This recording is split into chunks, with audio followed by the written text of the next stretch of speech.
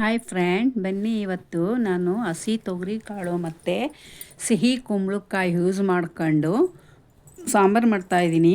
ತುಂಬ ಚೆನ್ನಾಗಿರುತ್ತೆ ಫ್ರೆಂಡ್.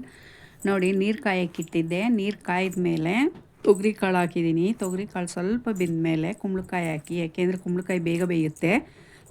ಹಾಕಿ ಒಂದು ಸ್ವಲ್ಪ ಒಂದೂವರೆ ಚಮಚ ಉಪ್ಪು ಹಾಕಿ ಚೆನ್ನಾಗಿ ಬೇಯಿಸ್ಕೊಳ್ಳಿ ಕುಂಬಳಕಾಯಿನ. ಕುಂಬಳಕಾಯಿ ಬೇಯಕ್ಕಿಟ್ಟಿದ್ದೀನಿ, ಬೇಯಲಿ.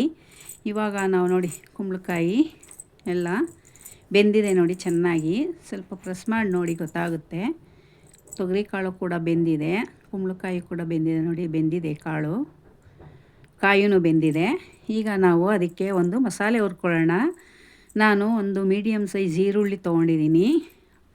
ಮೀಡಿಯಮ್ ಸೈಜ್ ಈರುಳ್ಳಿ ಕಟ್ ಮಾಡಿ ಒಂದು ಸ್ಪೂನ್ ಎಣ್ಣೆ ಹಾಕಿ, ಎಣ್ಣೆ ಕಾಯ್ದ ಮೇಲೆ ಈರುಳ್ಳಿ ಹಾಕಿದೆ ಅದಕ್ಕೆ. ಹಾಗೆ ಒಂದು 2 ಇಳಕ್ ಬೆಳ್ಳುಳ್ಳಿ ಹಾಕಿದ್ದೀನಿ. 2 ಇಳಕ್ ಬೆಳ್ಳುಳ್ಳಿ ಹಾಕಿ ಹುರ್ಕೊಳ್ಳಿ ಚೆನ್ನಾಗಿ.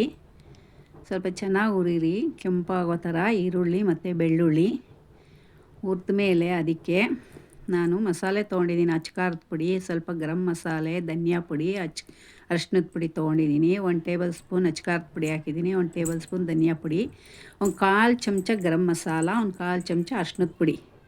ಅದನ್ನು ಎಣ್ಣೆನಲ್ಲಿ ಹಾಕಿ ಚೆನ್ನಾಗಿ ಫ್ರೈ ಮಾಡಿಕೊಂಡೆ. ಅದ್ರ ಜೊತೆಗೆ ಸ್ವಲ್ಪ ಕೊತ್ತಂಬರಿ ಸೊಪ್ಪು ಹಾಕಿದೆ. ಈಗ ಸ್ಟವ್ ಆಫ್ ಮಾಡಿ ಇದು ತಣ್ಣಗಾಗಕ್ಕೆ ಬಿಡೋಣ. ತೆಂಗಿನ ತುರಿ ಆಲ್ರೆಡಿ ಹಾಕ್ಬಿಟ್ಟಿದ್ದೀನಿ. ಸ್ವಲ್ಪ ಹುರ್ಗಡ್ಲೆ, ಈ ಹುರ್ಕೊಂಡಿರ್ತಕ್ಕಂಥ ಮಸಾಲೆ, ಸ್ವಲ್ಪ ಗಸಗಸೆ ಎಲ್ಲ ಹಾಕಿಟ್ಟಿದ್ದೆ ಆಗಲೇ. ನಾನು ವಿಡಿಯೋ ಸ್ಕಿಪ್ ಆಗಿದೆ ಅದು ನೋಡಿ. ಬನ್ನಿ, ಇವಾಗ ಒಗ್ಗರಣೆಗೆ ಇಟ್ಟಿದ್ದೀನಿ.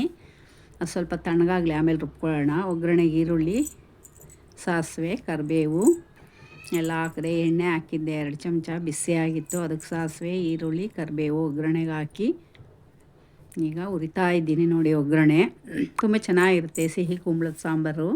ಇದಕ್ಕೆ ನಾನು ಹುಣಸೆ ಹಣ್ಣು, ಟೊಮೊಟೊ ಏನೂ ಹಾಕಲ್ಲ.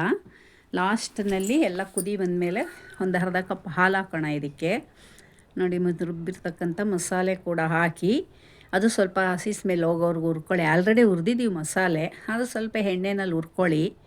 ಈರುಳ್ಳಿ ಮತ್ತು ಮಸಾಲೆ ಎರಡೂ ಎಣ್ಣೆನಲ್ಲಿ ಹುರಿದ ಮೇಲೆ ಆಮೇಲೆ ಬೇಯಿಸಿರ್ತಕ್ಕಂಥದ್ದನ್ನ ಮಿಕ್ಸ್ ಮಾಡೋಣ ನೋಡಿ. ಕುದೀತಾ ಇದೆ ಸ್ವಲ್ಪ ಮಸಾಲೆ, ಅದಕ್ಕೆ ಈಗ ಬೇಯಿಸಿಟ್ಕೊಂಡಿರೋದನ್ನ ಮಿಕ್ಸ್ ಮಾಡೋಣ